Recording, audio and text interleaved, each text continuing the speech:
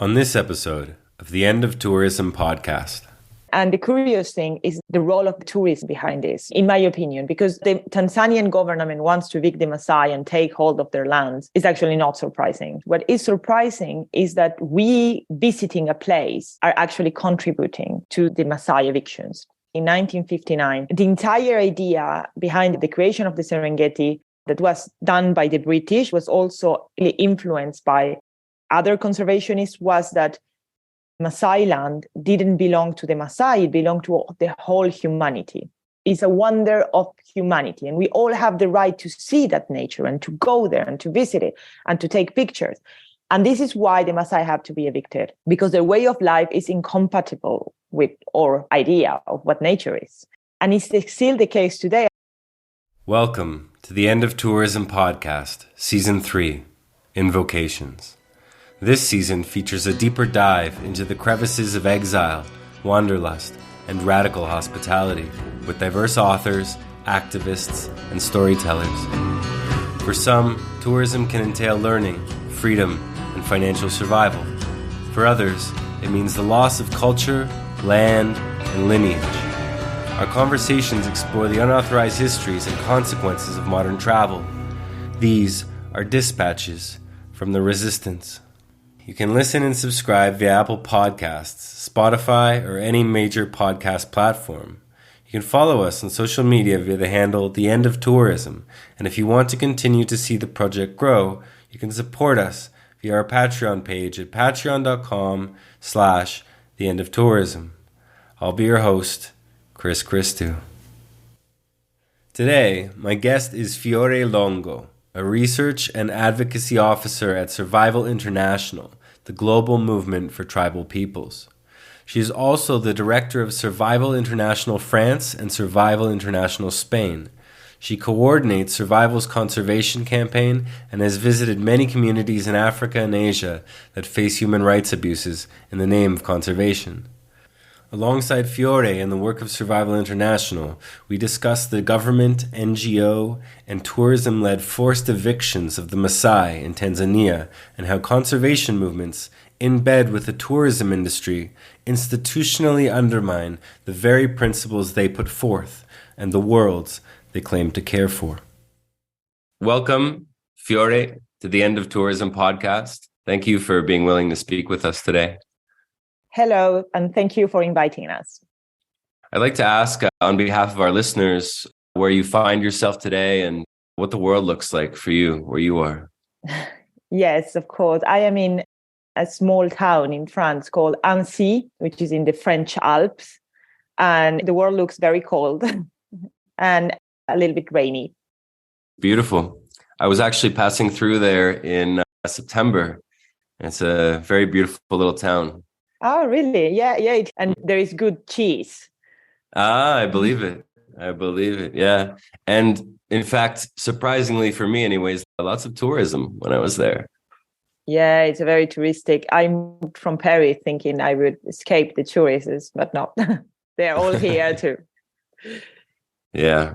Hard to escape these days. Hard to escape the escapism. So you join us today on behalf of Survival International to speak about the ongoing evictions of Maasai communities from their ancestral lands in what today is Tanzania. These evictions put forth in order to create a game reserve for trophy hunters, all in the name of conservation. And so this is what we're going to dive into today. Now, perhaps for our listeners, Fiore, you could offer us a bit of background into what Survival International is and does, a bit of the history and mission of the organization, and perhaps your part in it. Yes. Well, Survival International, for the ones who have not heard about it, is an organization created in 1969 with the idea to stop the genocide of indigenous peoples that were undergoing in that moment in Brazil.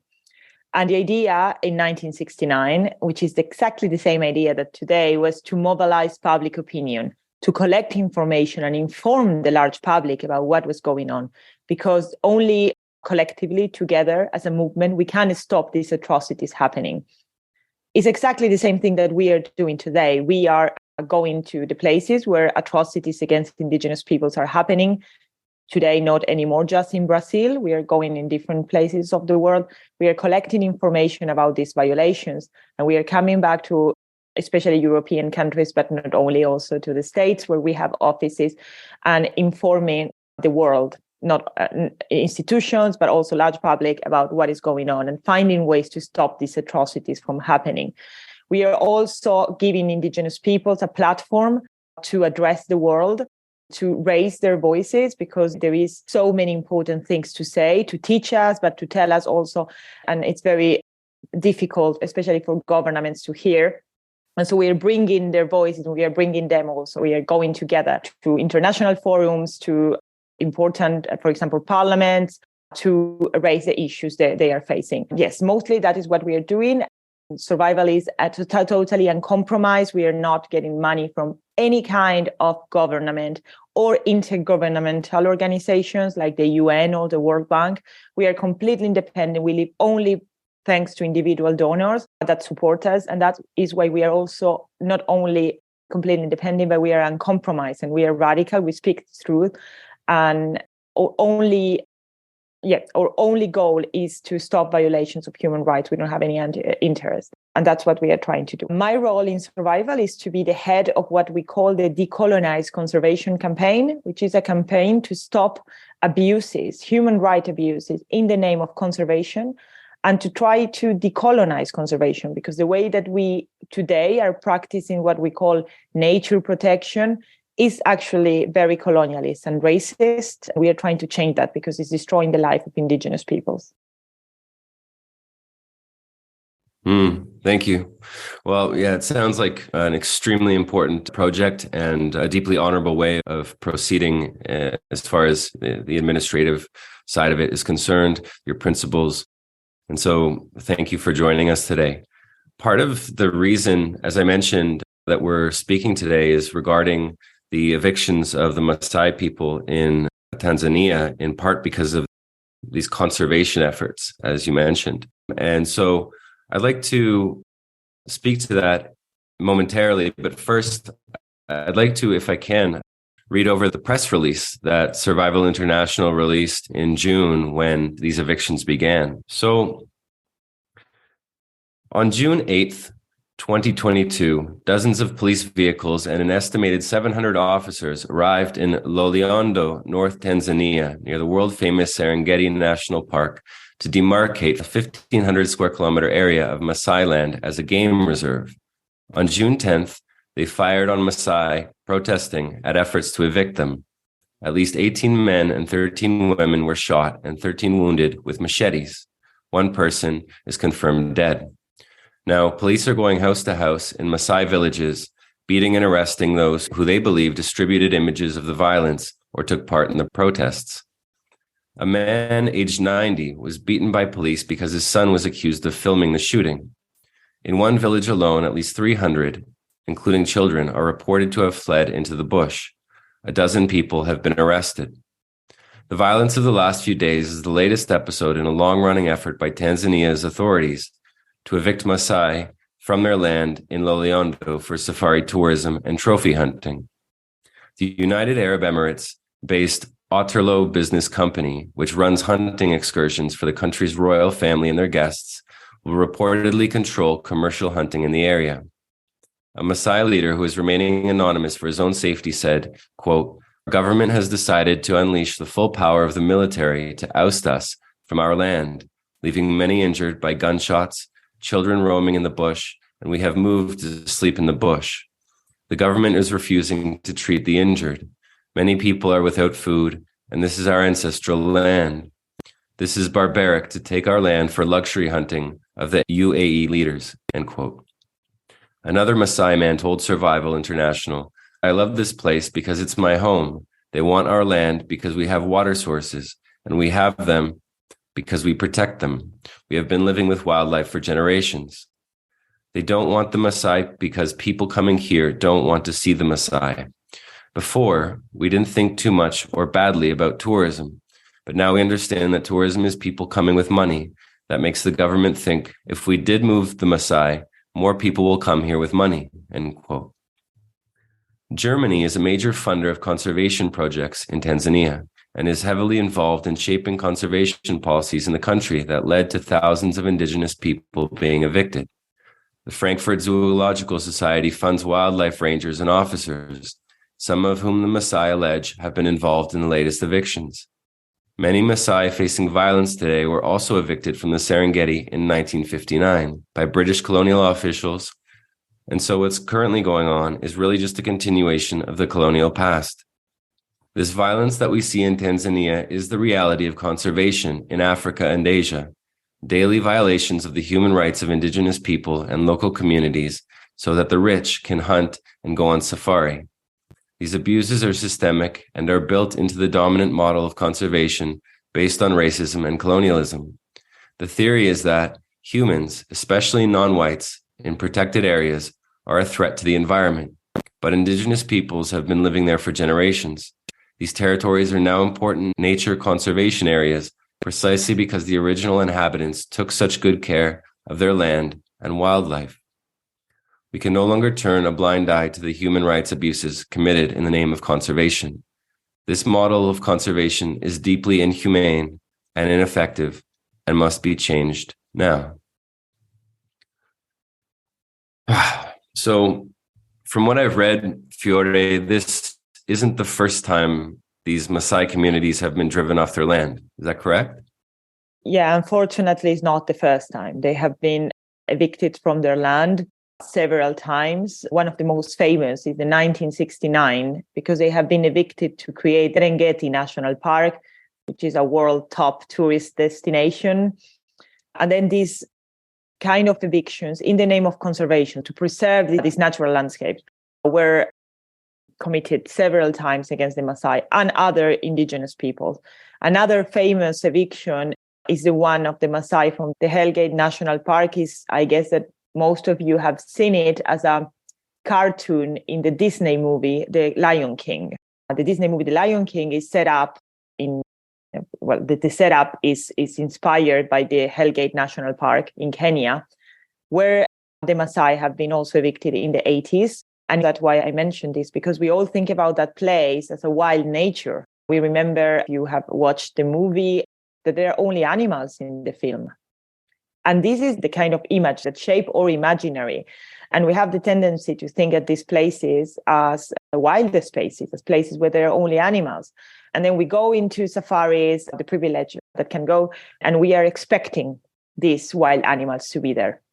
And why I'm telling you this, because when I was with a Maasai not long ago, I went to their home, which is near the Serengeti National Park, where they have been evicted in 1959. And they have been allowed to live in other two places. One is Loliondo, where they are now being evicted, and another one is Ngorongoro Conservation Area, where they are allowed to live, but they are threatened with eviction and they are being pushed away too. So there is no room for the Maasai now. And I was with a Maasai, and at one point we stopped. We were outside the national park, and I stopped into a place because I want to take a picture. I just see this beautiful scene where I could see zebras, that they were grazing, and the cows of the Maasai, and that they were house of the Maasai. So I thought that was super interesting, because you could see wildlife, wild animals next to domesticated animals and the Maasai houses. And I told him, can I take a picture?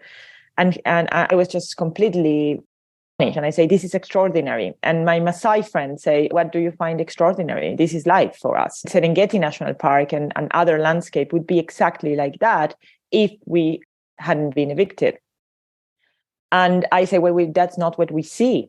This is not what we see. When we see pictures or TV shows, documentaries in National Geographic, we only see wild spaces, wild nature. We only see the zebras. We don't see the cows.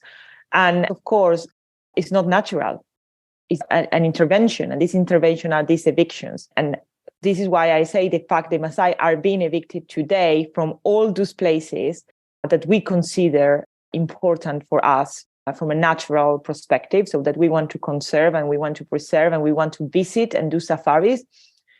And the curious thing is that the role of the tourists behind this, in my opinion, because the Tanzanian government wants to evict the Maasai and take hold of their lands, is actually not surprising. Government had been fighting indigenous people since the beginning of the history. It's unfair and it's horrible, but it's not really surprising. Everyone knows this. What is surprising is that we visiting a place are actually contributing to the Maasai evictions.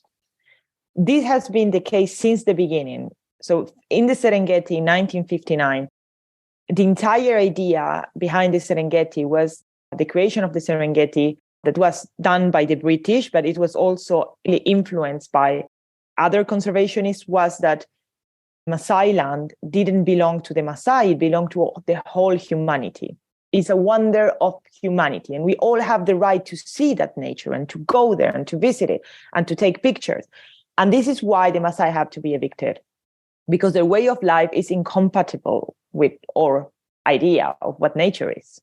And it's still the case today. I was talking when I was there with the Maasai, with some owners of the lodges that they are on the land, because the lodges are allowed to be there and pollute the rivers, but the Maasai are not allowed to live in their own house. But that's another thing. So I was talking with the lodges owners, and they told me the tourists don't want to see cows. They came here to Africa to see wildlife, and they don't want to see the cows of the Maasai, because that doesn't correspond with the idea they have about what wildlife is. I'm not saying it's responsibility of the tourists. They, of course, are being shaped by the television and other things, but it's very important. I think that this question of the imaginary, and this is the case not just for the Maasai, this is the case all across Africa and Asia, in national parks. We have been told since we were born, and me including, of course, a Western person, that nature is in good shape, is healthy when it's empty of humans. Humans and nature are not supposed to be together. We are here to destroy nature. So nature has to be protected by being emptied of humans.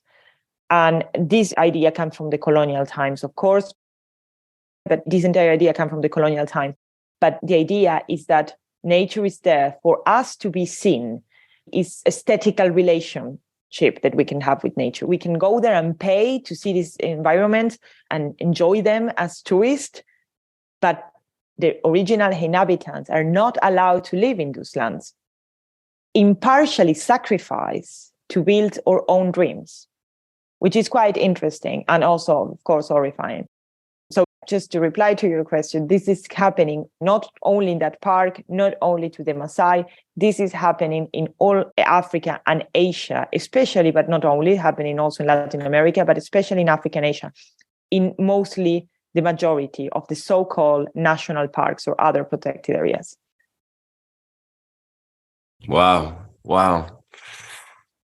Yeah, I wonder deeply about how something like this came to pass, how cultural or ontological imagination that you speak of came to pass in regards to how is it that a people, Western, for lack of a better word, could come to inhabit a worldview that sees nature as free of humans, even when Western people's ancestors would have certainly, undoubtedly, been engaged in the same kind of practices that indigenous people in other parts of the world are still engaged in today. And that there develops a kind of not just romanticism or romantic viewpoint about nature, free of humans, but also a kind of misanthropy, this notion that this hatred or self-hatred for humans, that there's no way that we could possibly contend with these deep relationships that have fed the history of the world for so long, and that there's seems to be a kind of, what a friend of mine would call deified trauma. And perhaps it's something like the trauma of having lost the commons and our ancestral relationships to nature, and then turning it into this self-hatred, right? That there's no way we could possibly return to that, or at least guard it in the ways that it still exists in the world. Yeah, it's quite interesting what you said, because this model of conservation that is based on this idea, separate human from nature, comes from the loss of commons. It comes from the movement of enclosures and from the first industrial revolutions that were, of course, we know at this point, nourished by people being pushed away from the countryside and the farms by the privatization of the land and the loss of common use of the land. And actually, the first national parks were created in the US at the end of the 19th century, which is a time that corresponds to the second industrial revolution. The more we were destroying nature, the more we felt that we needed to protect it. And the way that we create these protected areas is completely linked to capitalism. The more capitalism, the more we are destroying, the more we need to protect. But the way we want to protect is not putting into question the root of the problem in the first place, that was industrialization. So we have the first national parks, Yosemite, Yellowstone, in the US, created by evicting the indigenous peoples living inside the land, living in those places, and created national parks. These national parks were the idea of white settlers. Most of them were Protestants and Calvinists, and they saw nature as something created by God and humankind was something sinful. And so the whole idea is that the only way to protect this land that had been created, this nature created by God, is evicting the people living there, because they were also racist. Of course, we were in the years of the scientific racism and social Darwinism. Indigenous peoples didn't know what they were doing. They needed to be evicted, and nature needed to be wild to be protected. The idea of wilderness, which is so important in the mind of so many tourists, is actually a mythological construction that is mostly race, denying the role that hundreds of peoples have done in shaping the environment and nourishing the environment. There is nothing such a thing as wild. Nature is a process between humans that have been living there and the flora and the fauna. We have evidence today that the most so-called wild environments like Amazonia, the Congo Basin forest, has been shaped and nourished by indigenous peoples. So we know there has been this process. But of course, nothing of this has been acknowledged in this kind of religious and also racist idea at the end of the 19th century. These are the years also of the expansion of the colonial empire. So when Europeans start the destruction to nourish also the second industrial revolution of the African continent, they also started realizing that the animals, they were disappearing. And instead of seeing the reality that the animals were disappearing because they were killing them for trophy hunting or because they were destroying the natural resources which the animals depend on, they decided to blame the Africans. As the Americans were blaming indigenous natives of America of the destruction of the environment, then themselves were causing by the industrialization, the white colonizers in Africa blame indigenous peoples and local communities for hunting animals, for example, because Europeans thought they were the civilization. And whatever they were doing, the industrialization process was not the cause of the problem. The cause of the problem were the local people. This idea, nature should be separate from the Africans that would destroy it and only open for Europeans that could have with nature this kind of relationship. You were saying the relationship with nature of dependency for living that most of farmers in Europe would have for a long time was not correct, was not civilized. What was good for civilization was to see nature and take pictures, be tourist or hunt. Even the national parks in the US, since the beginning, Yellowstone and Yosemite were open for tourists. So there was this idea that nature is good to be seen, to be enjoyed, because that's what they said about American national parks in the US are considered American best idea for the joy or the enjoyment of the people. So it's something to enjoy, to see, which is a very different perspective from the people that have to live from the land. And I think this aesthetical relationship with nature, based on a misanthropy, misconception, the idea humans will destroy nature. Of course, it's always not all humans. It's also a racist misconception, because the idea is that some humans destroy more than others, especially the ones who are not white. But this idea is then it reproduces because, for example, pictures or the documentaries or the novels or the newspaper news that they would write about African nature that will influence the way that people, Europeans, were thinking about African nature were, of course, seen with the eyes of people that wanted only to see the wild animal. So this kind of idea start reproducing. And as I said, nature of Lion King that we see without animals, as I said, is actually a construction But it's so powerful and seems so real, even if it's a cartoon. We really think that that is the case. We all have grown up with National Geographic documentaries where you think there is a camera. It's like they are filming. That's reality. And of course, that's not reality. The spaces are not really empty or free of human. They have been made like this. And for me, the Serengeti and the case of the Maasai is very symbolic because the Serengeti has been transformed into an international symbol of nature protection. There is a very famous film called Serengeti Shall Not Die. It was done in 1959 and won the Oscar of the best film in 1960, or the best foreign film, or anyway, it won an Oscar. And this film has been done by a conservationist called Bernard Jimmick.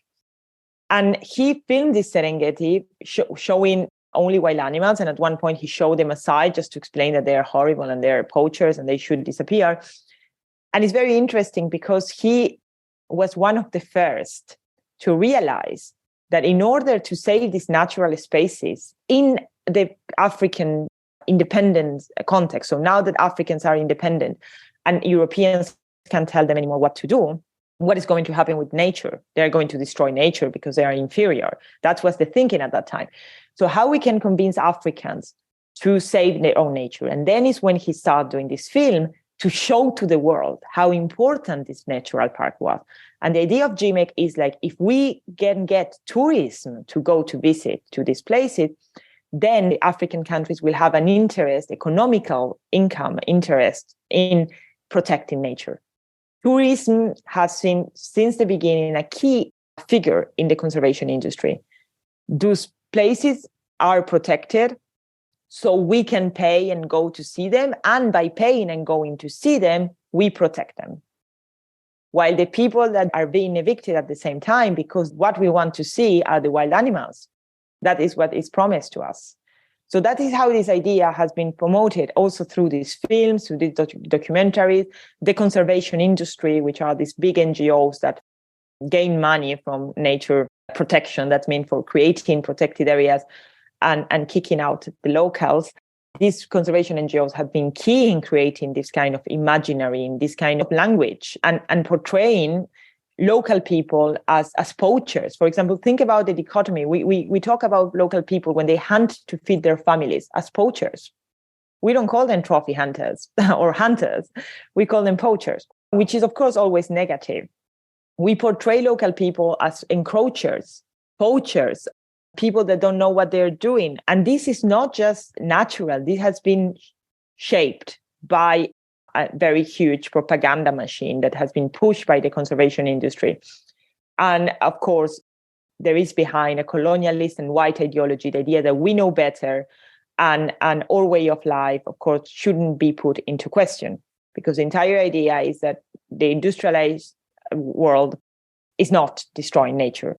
Tourism is good for nature. Taking a plane and go to Tanzania to visit the national park is good for nature, because then you pay and you contribute to create this national park, which is quite curious considering now how much we know that taking the plane is not good for climate. Thank you. Wow, so much on the table there. I mean, one thing that comes to mind is the myth or mythos of the Out of Eden story, right? The exile from the land of paradise or of Eden, right? And that notion, that lineage, we could call it, because in the Christian world, or at least some parts of it, people theologically understand themselves to be descendants of Adam and Eve. And in the contemporary context, there appears to be this propagation of that myth, more or less unaware, which is to say, because we were taught that our oldest ancestors couldn't cut it in paradise, that they couldn't take care of the place that they were born into, that they had to leave, and therefore so too do all of you. So it definitely appears to be this deep mythic current or undercurrent that is pushing people out of their lands, even in secular time, in a quote secular world. And as you said, in the name of independence, right? It's not just that the European colonizers found a way to convince the local people that this was necessary, but that the local people ended up convincing themselves over time, not necessarily the Maasai, but the governments, for example, right? The quote independence movements, and that also in the name of nationalism, I imagine. And you mentioned this complicity of NGOs in the exile and evictions and conservation efforts there in Africa and in Asia. And you did mention just briefly the language that's used in order to deepen that misunderstanding, right? And I'm wondering if there's anything else in regards to that you can speak to. On Survival International's website, there is a page speaking to this notion that there are many, many NGOs that are complicit in these evictions and the appropriation of land for conservation. Is there anything more in terms of the institutional actions, perhaps, that are undertaken by NGOs? Could you explain a little bit more about how that works? Yes. Their complicity is not just in reproducing images and using the wrong language, which, of course, just alone would be a lot, but the conservation NGOs, the big ones, so we are talking about WWF, WCS, Wildlife Conservation Society, African Parks, are actually the people with the ideology and the money behind evictions in several of these national parks, because they are the ones who are influencing governments and influencing the agendas, how nature protection should look like. They have been, for example, pushing hard for using what is called the Target 3, which in the new Global Biodiversity Framework. Just for the people to understand, this global biodiversity framework, which is the agenda of how we are going to protect nature in the next 10 years. So the conservation industry, as we call it, WWF and all these organizations have been pushing to put a goal that is turning the 30% of the world into protected areas. So they want more protected areas. They want more land set aside without humans for the so-called nature protection, which means for tourism and themselves. We know that protected areas are not really protecting nature. We know that because we have the data. What we know is that indigenous peoples protect nature. So we have been saying why we don't recognize indigenous lands instead of creating these areas free of humans. But that was the conservation industry was pushing, and they were successful. They have, of course, a lot of money, but they have also a lot of influence. Some of these organizations are led by very important people. For example, WWF president today is the former CEO of Coca-Cola. So we have a very, very important interconnection between the industry, the politicians, and these conservation organizations. And so they are pushing the agenda. They are the ones knowing how to write projects and get the money. They have huge budgets. It was calculated by a journalist called Mark Dowie that the 70% of all the budget in conservation worldwide was going only to the big five: WWF, WCS, African Parks, I think at that time with the Nature Conservancy and Nature Conservation. Yes, just to explain you, they're not just organizations. They are today states inside a state, and they are the ones managing the national parks in Africa and Asia. So they are in the head. So you get any park in African parks, for example, they are managing parks in Congo. They're managing the park. So it's not just someone. They are a state inside the states. They manage the parks. They pay the salaries of the park rangers, who are the guys with weapons that are supposed to control who gets in and outside the land and capture the so-called poachers, usually just normal people going inside the protected area to collect medicinal plants. They're being killed by these people. These people are paid by the conservation organizations with headquarters in Europe and the United States, not by the African governments, because usually the African government don't have any money to do this. And as you know, after the natural adjustments of the 1890s, it's very difficult for African countries to get money. All the money passed through these NGOs that are Europeans. But anyway, so this money for conservation and environment, even Bezos now, the Amazon founder, was giving 10 billion euros to protect nature. Partially this money goes to these NGOs. So WWF got 100 million from Bezos, for example. Wow. And so they have this money, they have influence. So WWF was set up after decolonization, during the beginning of decolonization, to keep the control of Western in Africa. The idea was to create a fund to pay white experts to go to Africa to explain Africans how to protect nature. This story continues. It's exactly the same thing. So we have these very big conservation NGOs with these big funds, big money that are managing directly, in most of the cases, the parks in Africa. They're paying the rangers, they're paying their salaries, they're paying their cars, they're paying their phones, their uniform, the technology. So the responsibility they have about what is going on inside these parks is huge.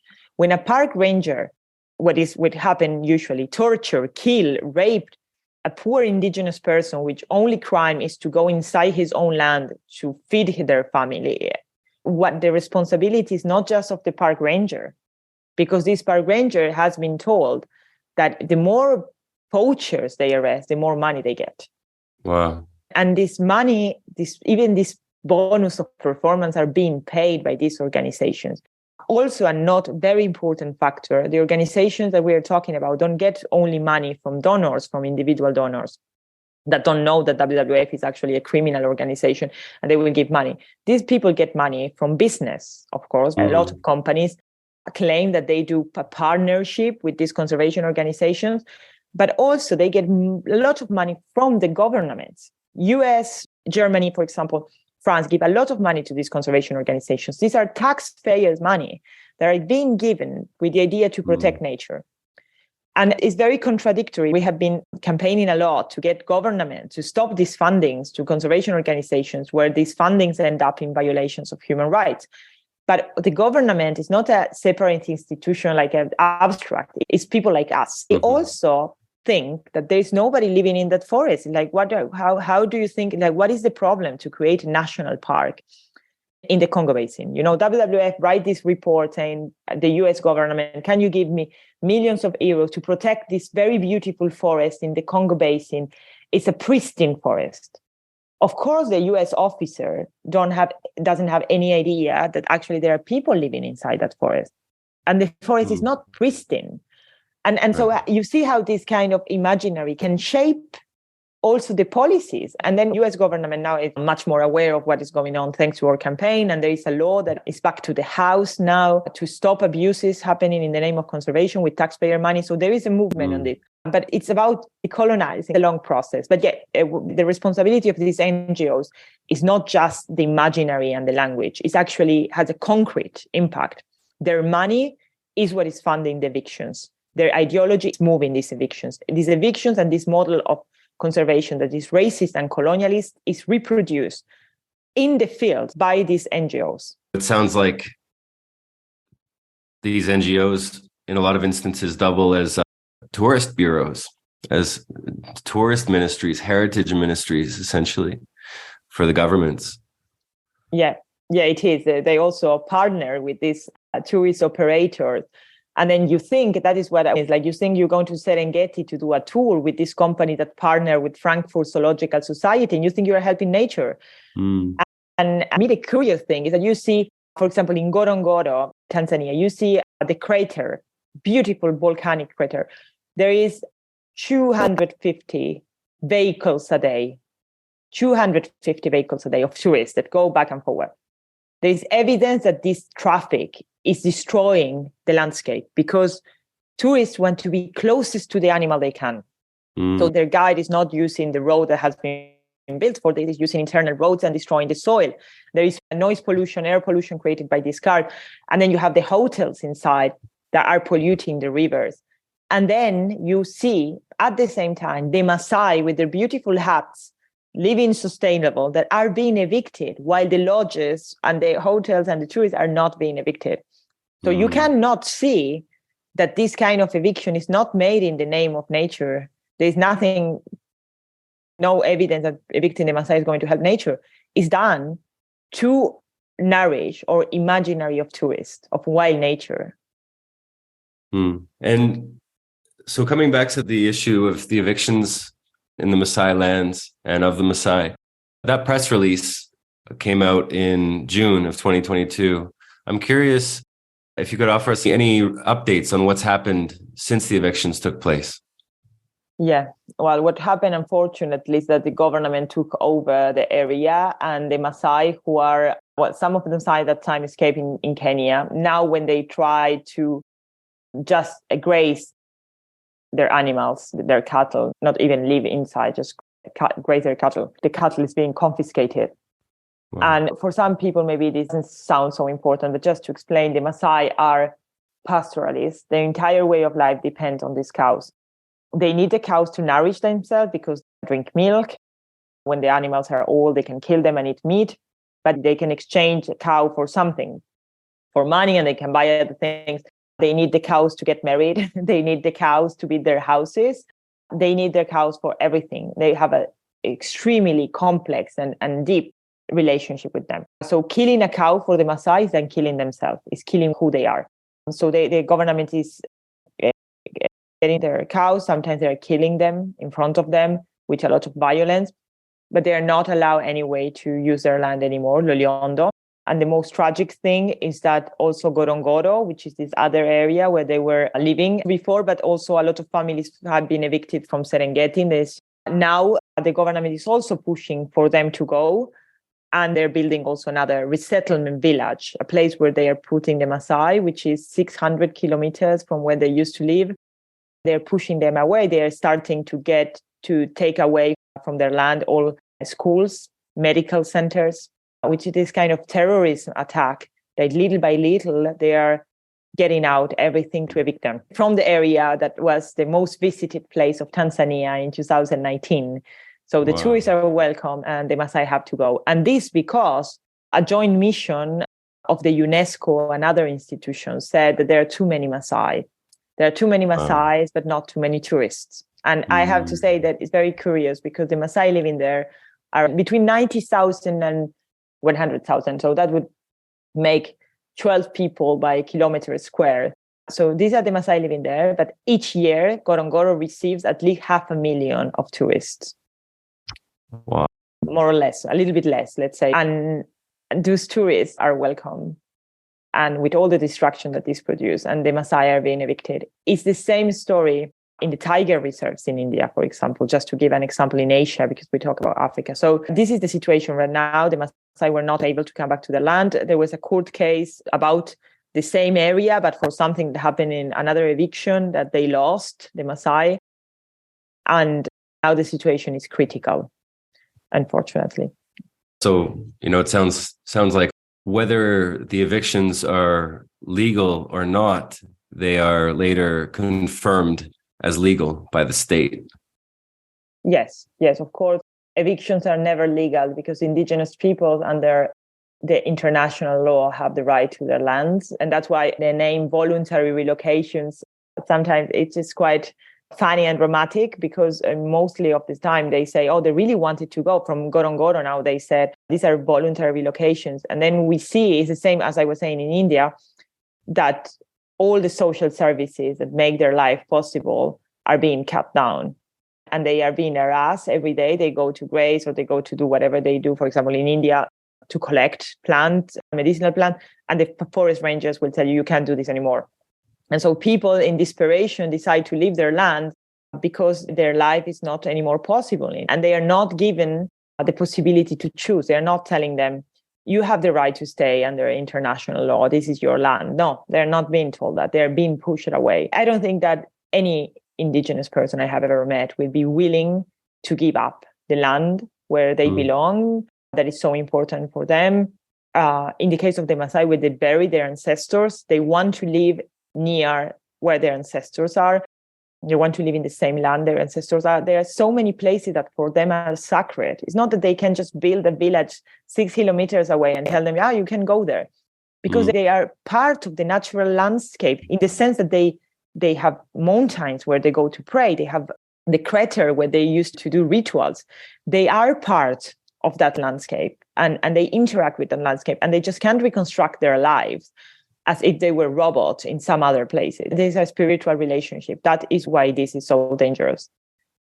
I keep coming back to this notion of homelessness, and not just physical homelessness, but cultural homelessness, and the imposition of that mythically and, of course, contemporaneously. So in response, Survival International has created a project called Decolonizing Conservation. And for our listeners, you can find more about this on Survival International's website. But I'm wondering, Fiore, if you could tell us a little more about what that project is, the actions and proposals that Survival International has taken up. Yes. Decolonize conservation is one of our main campaigns. And what we're trying to do is, first of all, document what is going on. So we are visiting these protected areas in the Congo Basin, in India, in Nepal, in these places we have in Kenya, Tanzania, we have been talking today. We go there, we talk with the people, we spend time with them, and we ask them how the national parks are impacting you and what happened to you. Where do you used to live? Why you are living here now? So we are documenting the human rights abuses, sometimes terrible abuses, because the park rangers, more and more, there is this militarization of conservation. So these parks are protected by guards that they're the more and more super trained and have weapons and technology. And so they're committing more and more abuses. And so we are documenting all these abuses. We interview people that have been raped, that have been tortured in the name of nature protection. Then we come back and we try to understand where the money comes from, who is paying for this to happen. And so we are informing the public. First of all, this is the most important thing. We are collecting testimonies of the people that are living this directly, and we are offering them in the website. We call it Tribal Voice Project. So you can listen to Baka, Maasai directly telling you their experience. So we inform the people. Of course, we are not just informing the people and doing our education work. So our education work is very important, but it's not the only thing we do. We also do lobbying. And so we ask people to take action. Once that they understand what's the problem, we build campaigns and we ask people to take action, which can be sending an email or participate to a protest. And in this way, we do lobbying to the government. We meet the governments. We sometimes help indigenous peoples to come in first place and explain to the government what's happening. Because as I explained, Western governments, especially US, Germany, and France, are giving millions of euros to this project of conservation. And we achieve a lot because the US, for example, the Congress has proposed a law to stop abuses in the name of conservation being funded by the USA Fish and Wildlife Service. We got a Congress hearing in the US where Baka, which is a hunter-gatherer of Congo, it was a video of him, but he could actually, participate, give his testimony. We organized also other kind of actions in the European Parliament. We got a resolution on this being approved by the European Parliament. So we are putting pressure on the funder. So who is funding conservation. We organize also a counter to the Conservation Congress happening in Marseille. So we're gathering the voices of the people that are actually speaking out against it. So we're doing a lot of public campaign. Against the 30%, we organize a worldwide campaign and obtain a lot of visibility success. We create controversy. But the most important thing is that we make people being aware of this problem. Because as I said, we are the ones funding this as tourists or just as giving money to WWF and as reproducing this. For example, filmmakers, we are offering filmmakers a guide to decolonize the language, to not portray the same images and the same kind of language that other people are doing. So we are trying to change the way we see nature and we interact with nature, and then we take action with nature. And so we are trying to do that. And at the same time, which is our main goal as an organization, what we want as our vision is to get indigenous people's rights, especially to the land, acknowledged, recognized, and respect by the government. So, or we just not push people to stop thinking that African nature is not wild. We are trying to push people to acknowledge that if the land is in the hands of indigenous people, they are controlling their own land, their own territories. If their collective rights to land are recognized, nature will be healthier. We know that 80% of biodiversity is in indigenous people's lands. The 80% of biodiversity. There is a way to protect nature, whatever we think that is to recognize indigenous people's land rights. Of course, also to change our way of life, but especially also by putting pressure on the governments to get the land rights of indigenous peoples recognized and respected. It's extremely important work, and I'm extremely grateful to be able to speak with you today and hear about Survival International's actions. What would your advice be to the people listening to this pod, to this episode, regarding their movement in the world, right? I imagine that most tourists, although you mentioned 500,000, it's quite high. Safaris mostly, I imagine, but most tourists are not trophy hunters. And so in the context of the Maasai evictions and the work of Survival International, how would you frame action on an individual level for people who perhaps have very little to do with tourism in Africa or Asia, or their notions of conservation? Do we boycott these places, these organizations, these NGOs? What does solidarity look like for people on other continents? Well, so first of all, I would rather ask people to inform themselves. I'm not really someone who would advise to boycott, because I think that it's an individual choice. But first, before doing this individual choice, one have to be aware of where we are going, what we are doing. And I think one of the main things that I always advise to people is to get informed, because I'm probably sure that you don't know the story and I'm telling you. And by getting informed, I am not just saying just go on the website, but listen to the people. And this is one of the things. And always, before going to a place, make sure that that's not land that has been stolen to someone else, so you could visit. So understanding how you can contribute to that and how much you are doing this. The second is, in this case, it's just not even boycott. I think that people shouldn't be giving money to WWF because they are not using the money. They don't need your money. They have Bezos money, and also, especially, they are not doing the right thing. And I know that a lot of people are desperate to try to find a way to save the environment, and they think that, just giving money to this organization is good. But I think by stop doing things, but they stop having this sense of we have to do something, then we hadn't find the time to understand, to look at ourselves in the mirror and understand that the problem, if we want to solve environmental problem, has to come from a change in our way of living. And that's why I always advise, it's nothing to do with going to Congo to visit a national park and see nature, that it's going to help anything at all. Something we can do to save the environment is, first of all, stop giving money to projects that harm indigenous peoples, start to have a collective and political movement in our own places to change what we are doing, because we are the one harming the environment. By we, I mean Western people living an urban life. This is important. I don't really think that, me recycling things are going to get the world a better place. But what I mean is we as collective, as coming together. And that change has to happen here. If we want to conserve something, we have to start here, because here is where the roots of the problem is. Here is the things we are doing wrong are here. And I know that there is a lot of desperation because we are realizing the consequences of the destruction of the environment we are causing.